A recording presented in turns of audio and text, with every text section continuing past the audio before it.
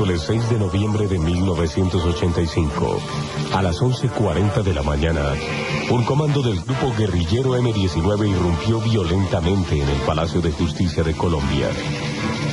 Situado en el centro de Santa Fe de Bogotá, a solo 100 metros del Palacio de Nariño, sede del gobierno y residencia del presidente de la República de ese entonces, Belisario Betancur Cuartas. Este es el inicio de uno de los más crueles y violentos episodios de la historia de Colombia, que culminaría 28 horas después, con más de 100 muertos, entre civiles, militares y guerrilleros, 12 desaparecidos y la casi completa destrucción de la sede principal de la justicia en Colombia. 20 años después del holocausto del Palacio de Justicia, muchos hechos sucedidos durante esos 2 días permanecen en la oscuridad y el misterio.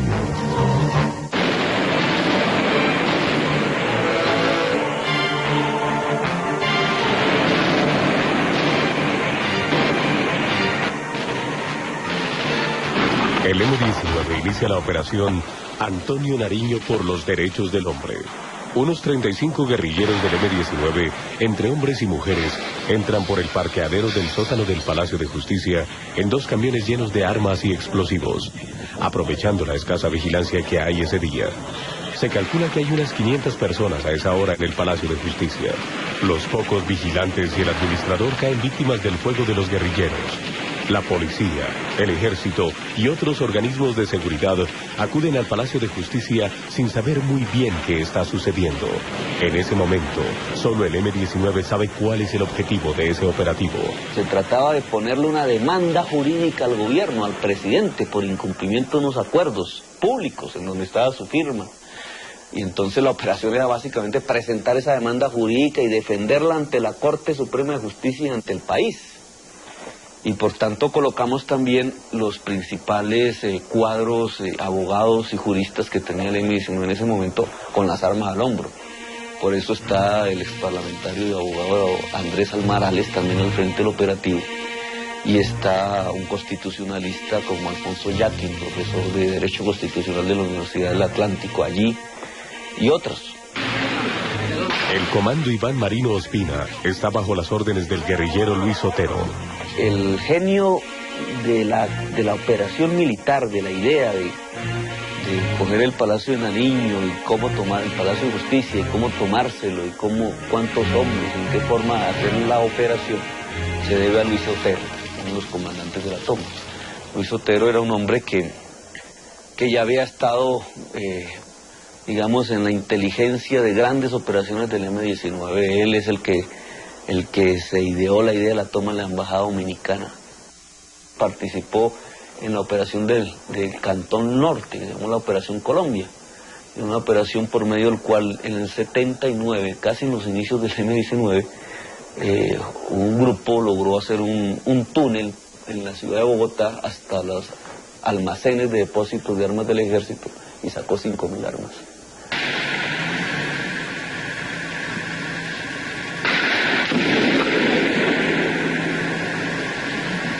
Los guerrilleros se mueven por los 4 pisos del edificio y buscan a los principales magistrados para tomarlos como rehenes.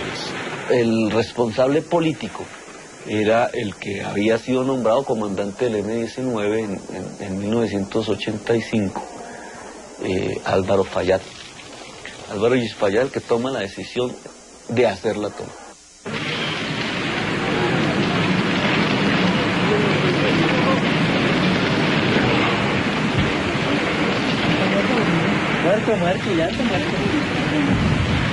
En el Ministerio de Defensa, el coronel Alfonso Plazas Vega, comandante del grupo mecanizado de la Escuela de Caballería, recibe una llamada procedente del Palacio de Justicia.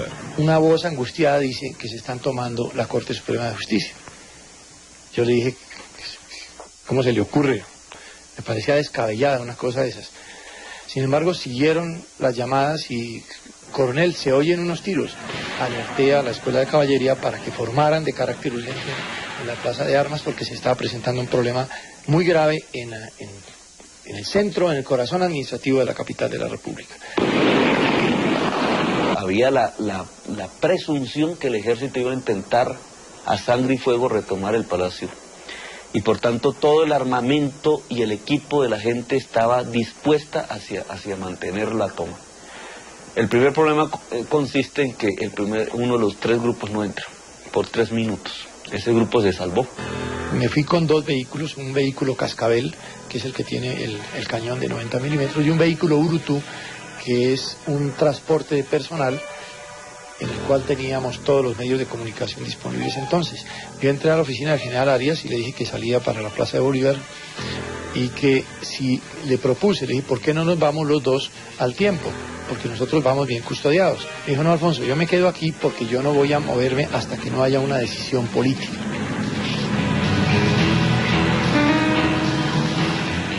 El combate en el interior y los alrededores del Palacio de Justicia continúa. Las armas automáticas siguen cobrando víctimas. Varios vehículos blindados de la Escuela de Caballería llegan a la Plaza de Bolívar y se ubican frente a la puerta del Palacio de Justicia. Allí fue donde llegó la segunda orden. El general Arias Cabrales concretamente dio la orden de ingresar al Palacio de Justicia utilizando los vehículos blindados. Y ahí empieza pues ya el acceso. ¿Quién le dio la orden al general Arias Cabrales? El propio presidente de la República lo ha manifestado siempre, que él dio la orden, que él asume la responsabilidad. Fue una decisión difícil de tomar para él.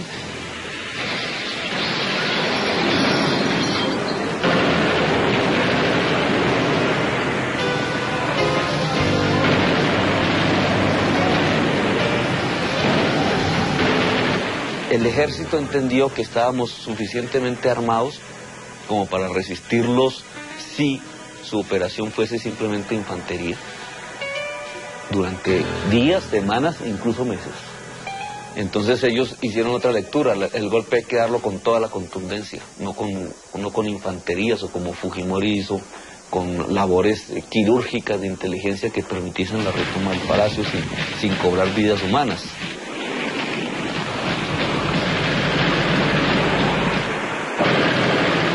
Ellos no calcularon las cosas, no calcularon la reacción de las instituciones armadas.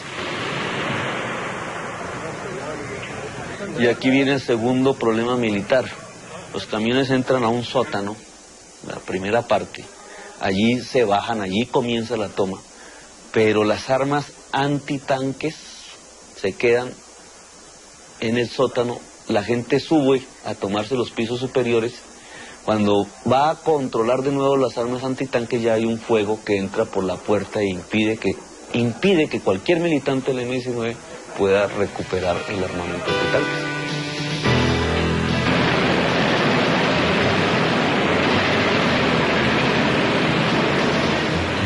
Con lo que los señores del M-19 no contaban era con el ingreso de vehículos blindados. Eso fue una sorpresa estratégica.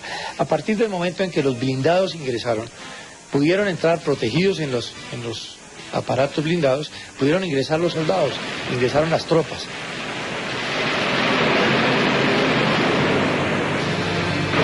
Por eso es tan rápido la retoma y por eso se hace de esa manera. O sea, usted no ve una operación de infantería entrando a tomarse metro por metro el palacio respetando las vidas de los civiles. Usted lo que ve es una operación contundente que hubiera podido consistir lo mismo en hacer pasar un avión y dejar caer bombas o disparar las mismas bombas desde las tanquetas contra el Palacio de Justicia. El ejército entró con todo, tiene tanques dentro del edificio, tiene hombres, está el GOE, la policía. En el Palacio de Nariño, el presidente Belisario Betancur se reúne con sus ministros para analizar los graves acontecimientos. No hubo discrepancias en esa reunión que presidía obviamente el doctor Belisario Betancur, el jefe del gobierno, el jefe del Estado. Había matices sobre lo que convenía hacer. Los dos grandes temas de fondo que se deciden hacia las 4:30 de la tarde tienen que ver primero con el hecho de que no se suspende el operativo militar. Además, esa era la posición de los militares que estaban allí, el ministro de Defensa, que ya había llegado, el director de la policía y otros altos oficiales de las Fuerzas Armadas, que no debía pararse el operativo porque eso era darle ventaja a los guerrilleros que de esa manera consolidaban su dominio sobre el Palacio de Justicia, particularmente sobre los pisos 3º y 4º, que eran los que ellos estaban tomando en ese momento. Varios heridos, víctimas de las ráfagas en el interior del Palacio de Justicia, son evacuados por la Cruz Roja. La fuerza pública tiene que controlar unos conatos de sublevación, de levantamiento popular, que tratan de originarse a pocos metros del Palacio de Justicia, con peligro de saqueos de comercios, de amotinamientos, y seguramente eso era algo que a lo mejor los asaltantes del Palacio de Justicia esperaban que se produjera. Nosotros creíamos, primero, que iba a haber movilizaciones populares, que los militares iban a seguir supeditados al poder civil, que el poder civil no iba a permitir que un poder de la democracia aparente, ¿cierto?, el poder judicial en su cabeza máxima, la Corte Suprema de Justicia, sufriese daños, y que por tanto iba a haber un proceso de negociación real, con X resultados, pero real. Se dialoga con los asaltantes, con los ocupantes del Palacio de Justicia, pero no se negocia.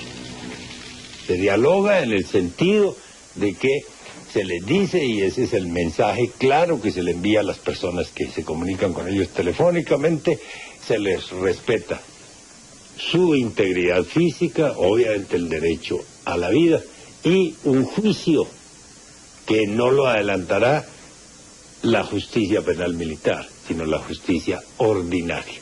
Pero tienen que devolver el Palacio de Justicia. La respuesta del comando guerrillero es clara. El M-19 no se rinde jamás.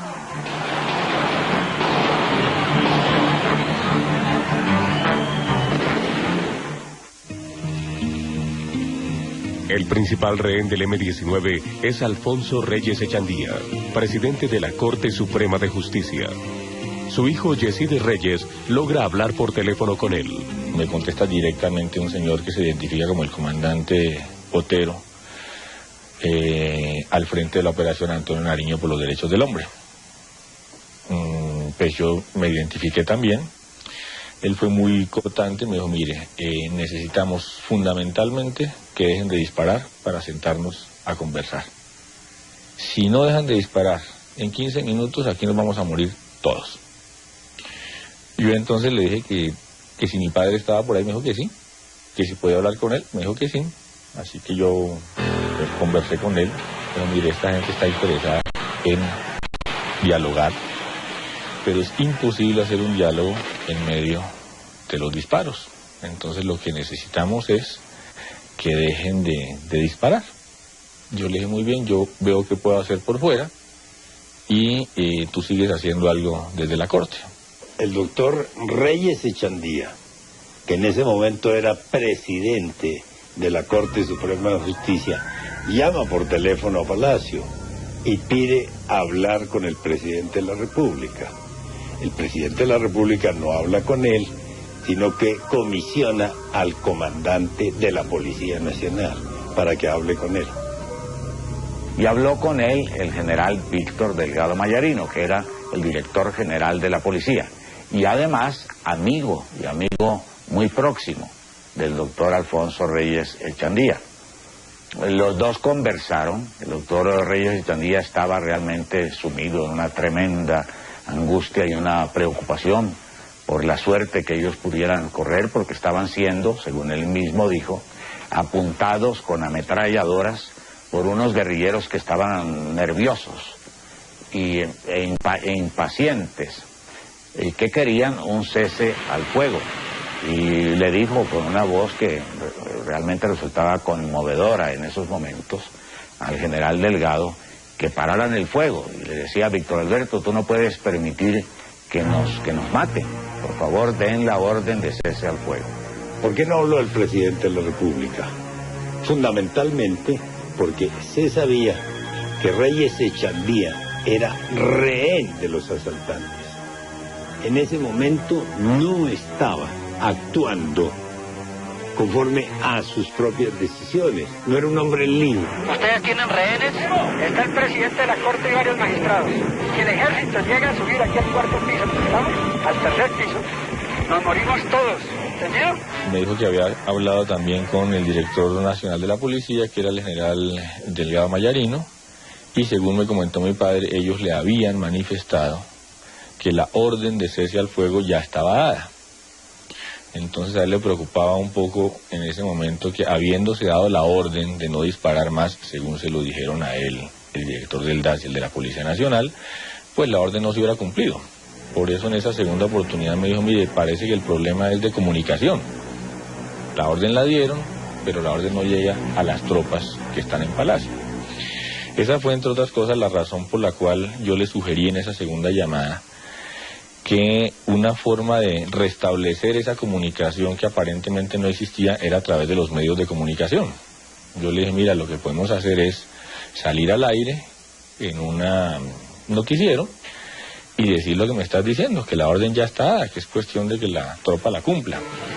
Un primer grupo de rehenes es rescatado por el ejército y llevado a una edificación contigua, mientras el presidente de la Corte trata por todos los medios de lograr un cese al fuego.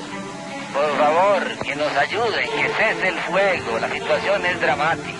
Estamos aquí rodeados de personal del M-19.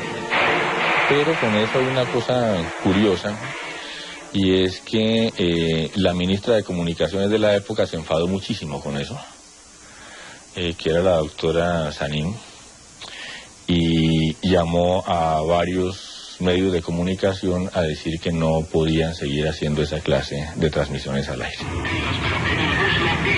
A pesar de que también otros magistrados hacen llamadas a la radio pidiendo un cese al fuego, el presidente Belisario Betancur mantiene inmodificable su decisión y no pasa al teléfono al presidente de la Corte.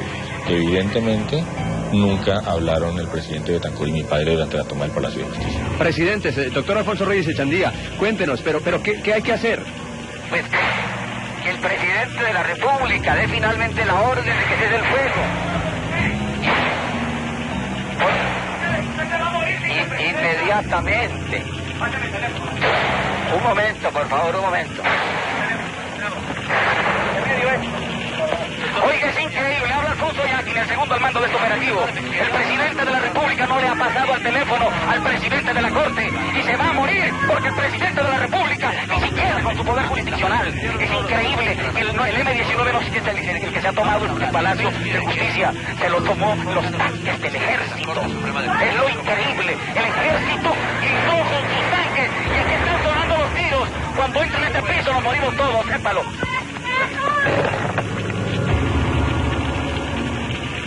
Simultáneamente a este fallido proceso de diálogo, el ejército ha tomado control del sótano y del primer piso del Palacio de Justicia. Los guerrilleros se repliegan hacia el tercer y cuarto piso, donde siguen manteniendo a los principales rehenes.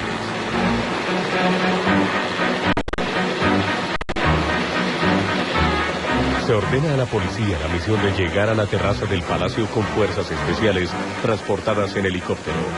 Y desde allí iniciar la recuperación del cuarto piso. Inicialmente el cuarto piso le correspondió a la Policía Nacional. Ellos lanzaron sus tropas especializadas, el COPES, el Comando Especializado en Contraextorsión y Secuestro, que tenían una extraordinaria preparación en ese tipo de acciones. En esos momentos se informó por parte del director de la policía que un comando de la policía tenía previsto entrar al cuarto piso, que era precisamente donde quedaba la sala penal de la Corte y donde los guerrilleros mantenían a esos magistrados como rehenes, y que para penetrar al cuarto piso era necesario dinamitar una puerta metálica desde la terraza. Varios ministros expresamos nuestra preocupación por ese operativo. Yo recuerdo personalmente haber dicho que dinamitar una puerta metálica que se hallaba relativamente próxima al lugar donde estaban los magistrados era poner en serio riesgo la vida de los magistrados, de los rehenes. Y que yo pedía que se aplazara ese operativo mientras se hacía el intento de conversar con Andrés Almarales a ver qué resultado daba. Yo no me hacía muchas ilusiones sobre esos resultados, pero le manifesté al presidente que había que agotar ese recurso en vista de que lo fundamental en ese momento era proteger la vida de los magistrados de la Corte Suprema de Justicia y de las otras corporaciones. Y nadie se opuso a la idea de que yo conversara con el guerrillero Andrés Almarales. En esos momentos precisos entró el general Delgado Mayarino, diciendo: les quiero informar que ya se entró al cuarto piso, que la policía se tomó. En esos momentos precisos entró el general Delgado Mayarino, diciendo: les quiero informar que ya se entró al cuarto piso, que la policía se tomó el cuarto piso.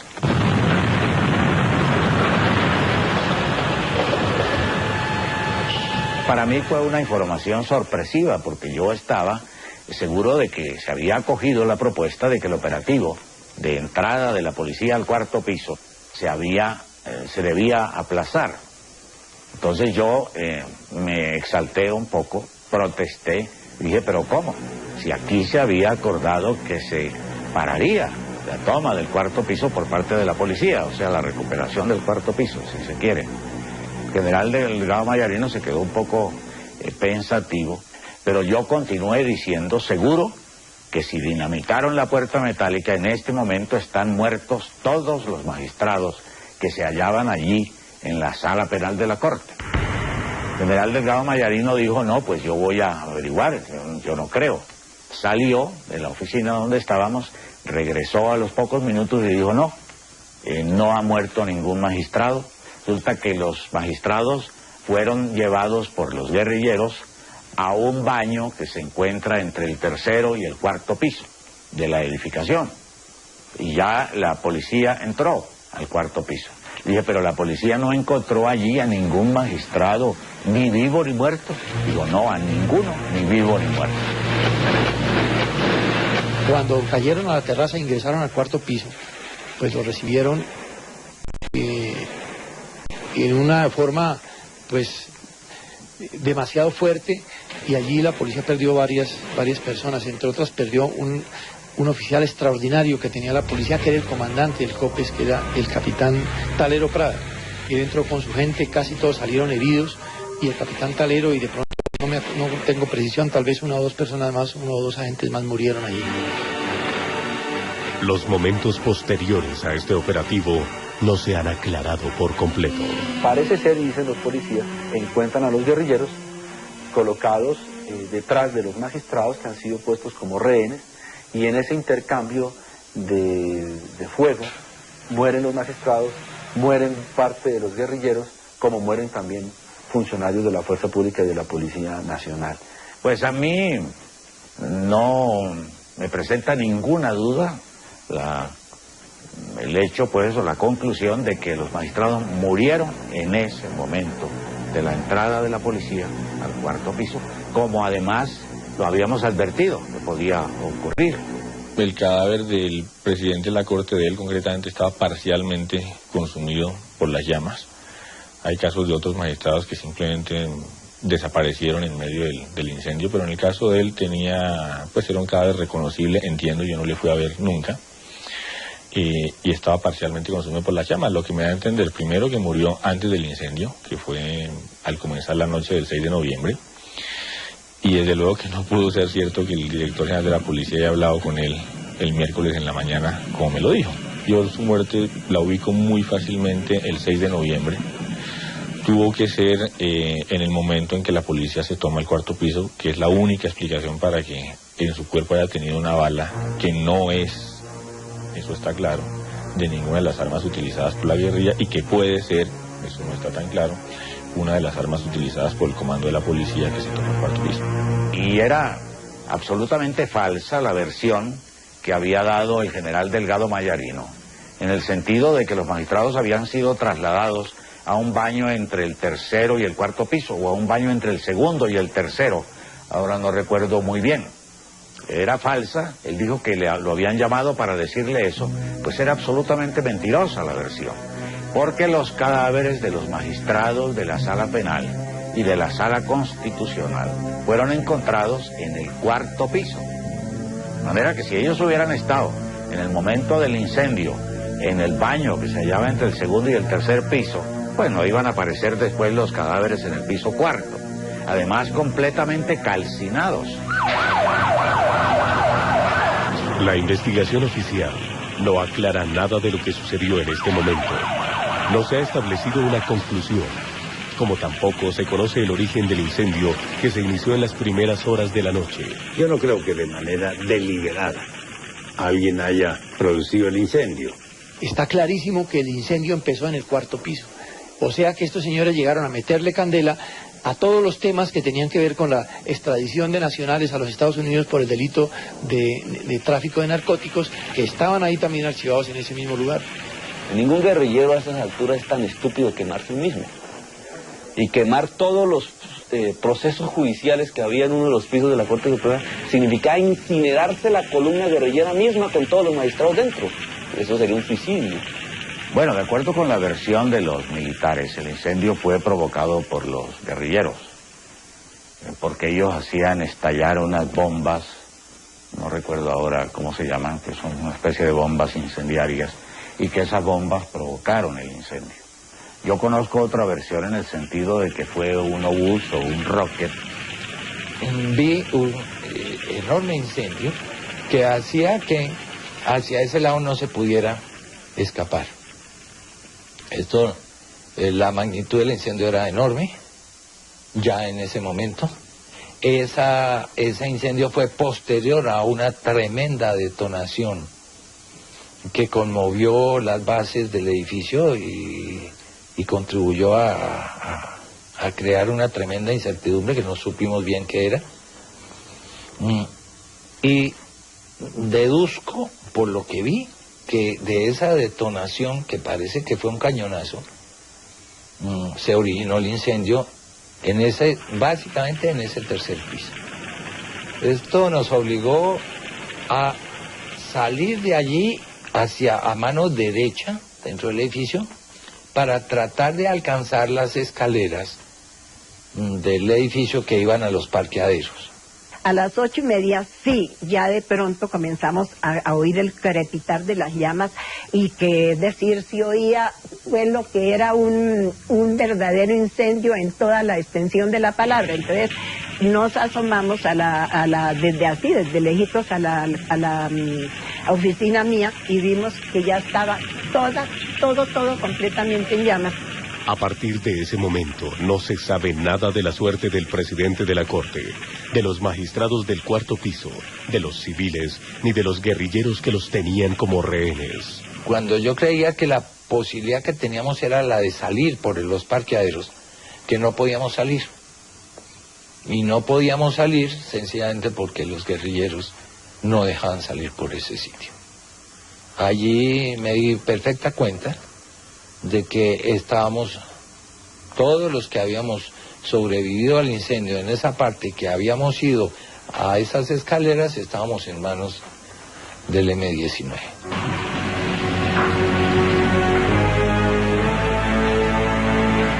Entonces Almarales ya comenzó a darnos instrucciones. Yo les quiero decir, ustedes están ya como rehenes nuestros.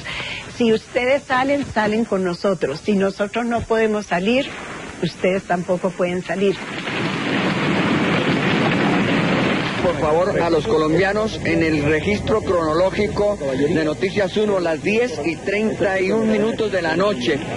¿Cómo es ya el balance de las Fuerzas Armadas en este operativo? Pues se recuperó para nosotros el Palacio de Justicia, pero cuando ya estos señores se vieron perdidos, empezaron por incendiar el sector en donde están los expedientes contra ellos, y las llamas se propagaron totalmente, y vea usted la situación en que nos encontramos. Los guerrilleros ni esperaban el incendio, ni lo tenían entre sus programas, y por el contrario, lo que se veía era una tremenda indignación de que eso hubiera ocurrido. Y esos guerrilleros eran un número bastante escaso. Eran básicamente Almarales,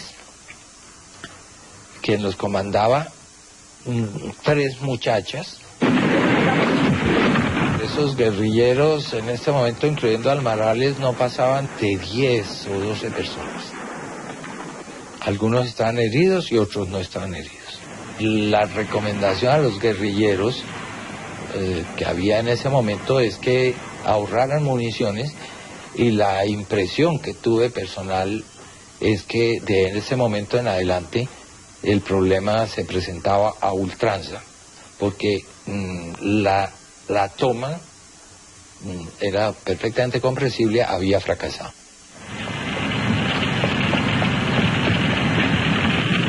Debido a la intensidad del incendio, el coronel Plazas Vega ordena la retirada de los tanques del interior del edificio. A la salida es abordado por la prensa. Mantener la democracia, maestro. Aquí no van ellos a asustarnos ni a atentar contra ninguno de los poderes ni contra ninguna de las ramas del poder público. En este momento esto es un atentado contra la rama jurisdiccional y eso hay que dejarlo muy claro, que el ejército está en condiciones de mantener todas las ramas del poder público funcionando porque esto es una democracia y para eso estamos, para hacerla respetar. ¿Y la decisión es darlo de baja a los guerrilleros? Si a mí me disparan, yo contesto el fuego. Yo entré con mis carros, me recibieron a fuego, disparé. No sé. ¿Qué haría usted? Pero el presidente de la Corte Suprema, el doctor Chandía, pidió... No sé, yo no sé quién esté adentro. El fuego es controlado. En el interior permanecen unos 60 rehenes y 10 guerrilleros, mientras el ejército prepara una gran ofensiva que se inicia a las 2 de la mañana. Una de las batallas más tremendas, más espantosas que se libraron allá en ese campo de batalla fue la de las 2 de la mañana, que se echaron yo creo que se valieron las dos partes en contienda de todos los armamentos que se pueden usar en un momento de guerra.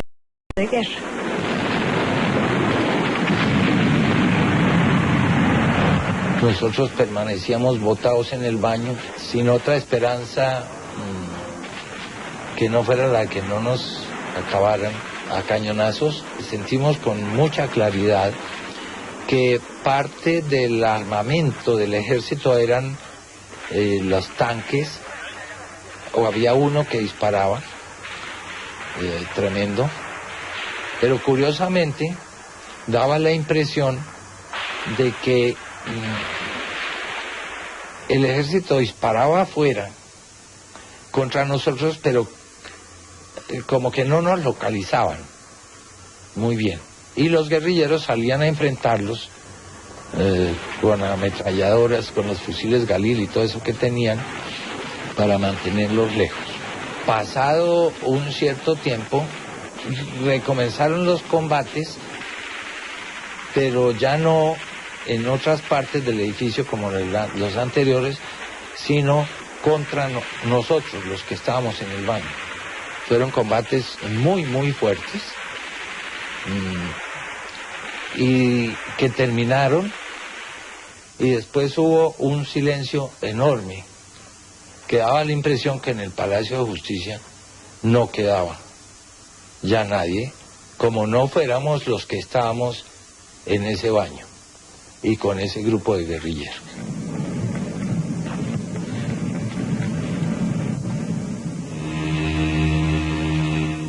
Al amanecer se vive una tensa calma. El ejército se prepara para la ofensiva final que debe culminar con la recuperación total del Palacio de Justicia.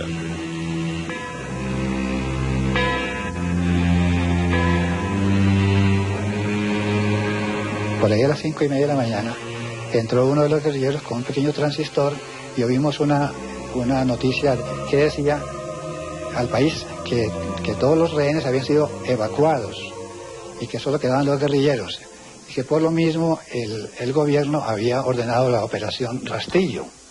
Cuando oímos eso, pues quedamos fríos, sin saber qué decir. Muchos, o algunos momentos antes, algunos de los que estábamos ahí decían, hagamos algo, llamemos a alguien.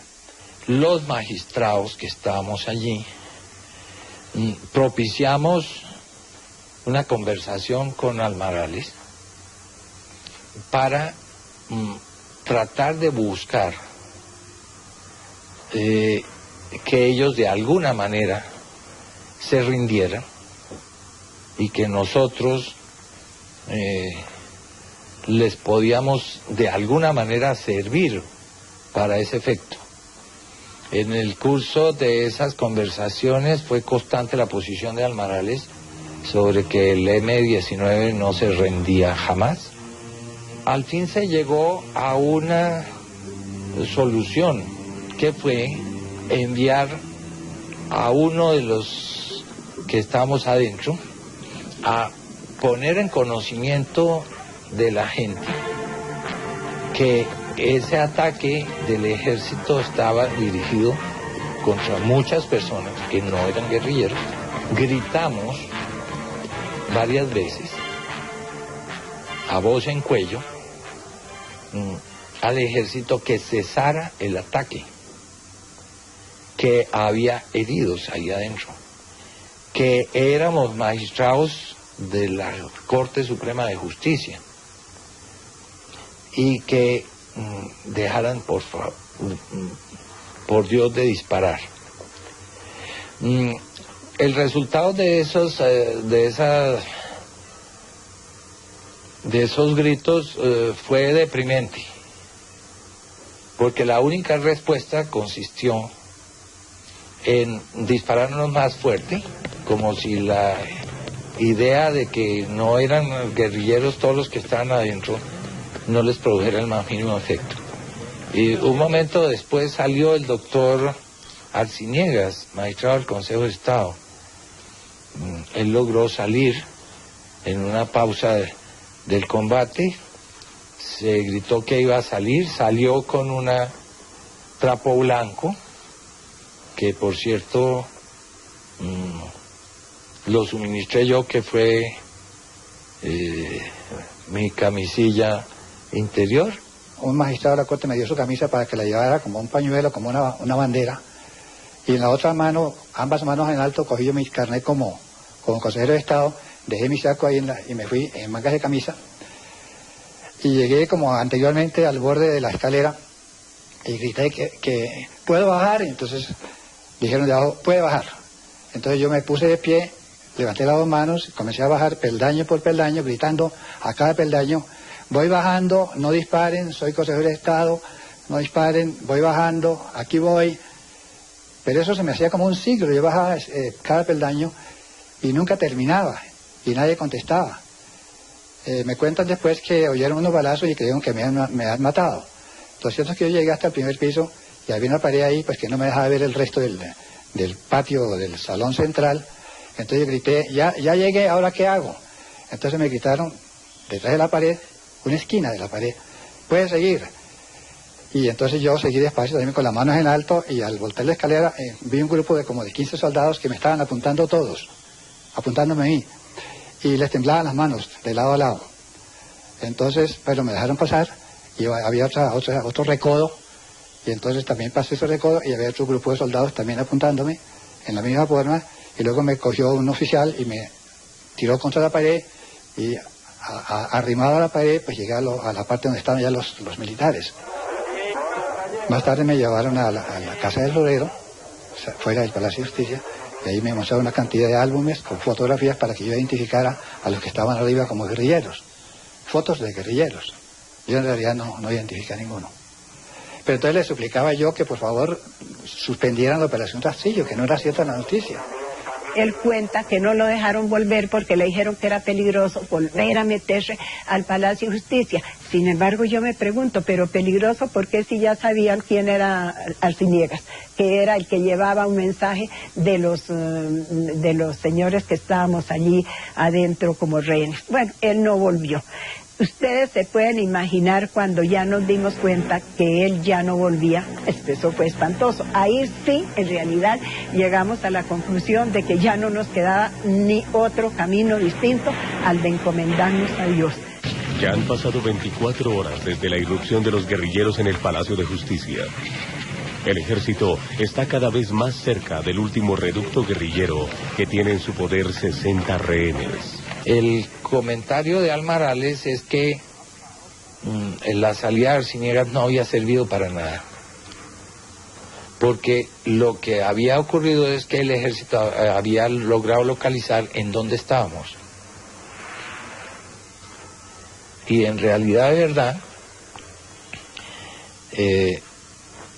parece que afinaron la puntería, porque el ejército comenzó a atacar ya muy directamente el sitio donde nosotros nos encontrábamos. Yo creo que esto ya se resuelve en muy corto tiempo, eso esperamos. ¿Cuántos guerrilleros se calcula que tienen adentro? Yo no creo que haya 10. ¿Y de magistrados? No tenemos una información cierta sobre los magistrados.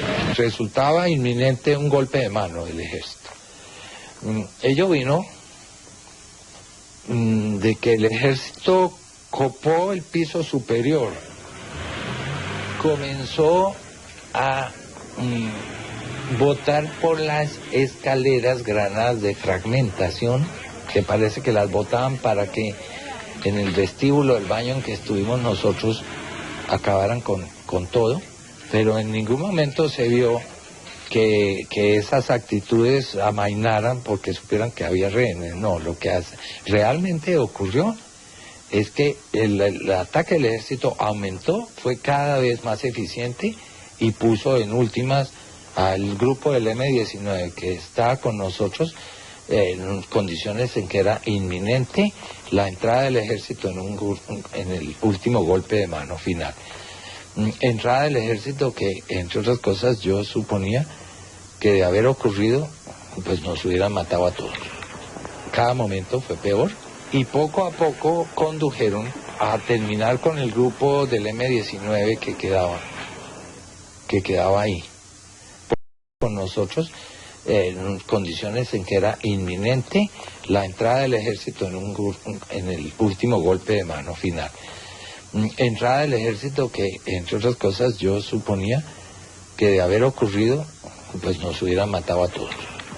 Cada momento fue peor y poco a poco condujeron a terminar con el grupo del M-19 que quedaba ahí.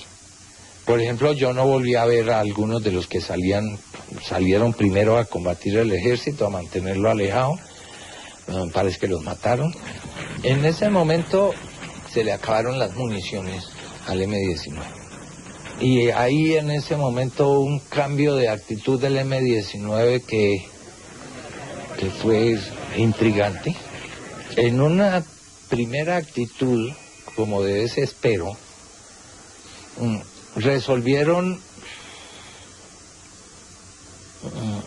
como quien dice, vender cara a su vida a la entrada del ejército y se colocaron inicialmente los heridos del M-19 con una ametralladora que tenían enfrente de la puerta por donde podría entrar el ejército. Y después, de golpe, repentinamente cambiaron de idea y resolvieron que los magistrados de la corte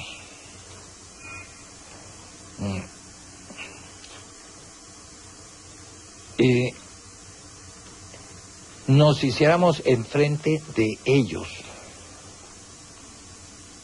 y ellos a su turno se hicieron sobre la pared del baño contigua a la puerta de entrada. Allá se reunieron todos, llamaron a las mujeres que estaban mezcladas entre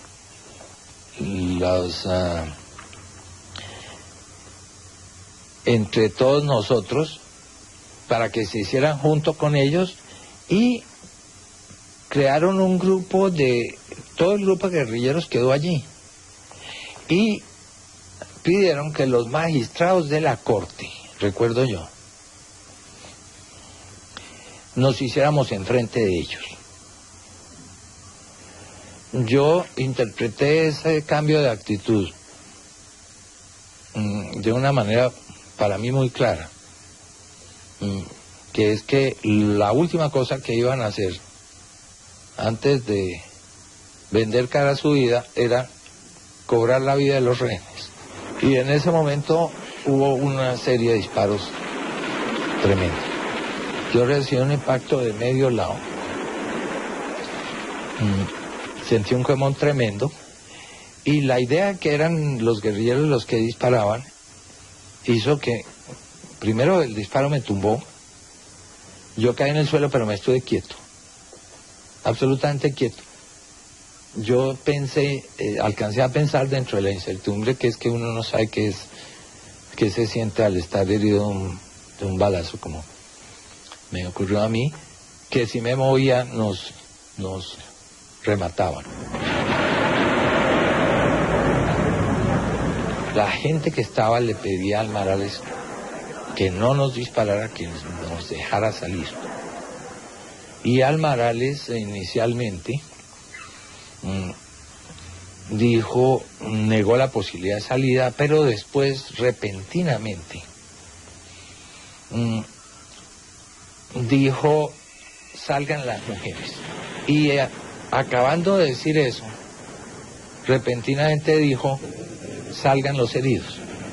Logré levantarme, salir cogido de la pared y salir por la puerta del baño a las escaleras. Y Almarales dijo, los que quedamos nos morimos todos. Almarales quedó dentro del baño del tercer piso. A eso de las 3 de la tarde terminaron las acciones. Entramos entonces los comandantes, el general Arias y todos los comandantes allí, y ordenó una revisión del edificio. De modo que se cumplió esa tarea y al final formé la escuela de caballería en la Plaza de Bolívar y le di parte al general Arias Cabrales. El general Arias Cabrales recibió parte. Fue un momento muy emocionante. De ahí en adelante los momentos fueron muy emocionantes. Durante el desplazamiento de la Plaza de Bolívar hasta el Cantón Norte, hasta la calle 106, el pueblo bogotano se botó sobre las calles. Yo había participado en muchos desfiles del 20 de julio, pero este era un desfile espontáneo, en el cual la gente salía a las calles con pañuelos blancos al paso de las tropas. Hubo un movimiento espontáneo de la gente que salió a batir pañuelos blancos, a avivar al ejército y a solidarizarse con él. De manera que en ese momento fue una situación positiva también para el ejército. 13 magistrados, 23 funcionarios y empleados del Palacio, 11 miembros de la Fuerza Pública, 35 guerrilleros y 30 cadáveres no identificados son los muertos del Holocausto del Palacio de Justicia. Además, 12 desaparecidos cuyo paradero después de 20 años sigue siendo un misterio. Estos hechos tienen que ser investigados, porque el gobierno quiere que todo se clarifique, que no haya sobre esto leyendas ni versiones infundadas, sino que se le dé a conocer a la sociedad colombiana qué fue lo que realmente ocurrió en el interior del Palacio de Justicia. Yo tuve la esperanza de que la investigación iba a aclarar absolutamente todo e iba a establecer responsabilidades. Y desde luego nada de eso ocurrió, a pesar de que en las conclusiones los magistrados de ese tribunal especial que se creó para que adelantara esa investigación dijeron que lo que ellos habían hecho debía ser proseguido por la justicia ordinaria. Efectivamente se le pidió a distintos jueces de instrucción que continuaran esa investigación, pues yo creo que tampoco esas otras investigaciones complementarias de la primera arrojaron un resultado satisfactorio. Desde el punto de vista penal, si la responsabilidad ya penal y criminal de los actores en el conflicto, los guerrilleros del M-19 fueron amnistiados por el Congreso de Colombia años después, cuando este grupo guerrillero quiso reintegrarse a la sociedad civil, a la política, a la democracia. En ese momento se produjo una ley que amnistió, perdonó a todos los guerrilleros del M-19 por los actos que han cometido en el desarrollo de sus acciones guerrilleras, incluidas las del Palacio de Justicia. Hay condenas y hay destituciones, por ejemplo, en generales como el general Arias, que es la persona que realiza el comando y el operativo dentro del Palacio de Justicia.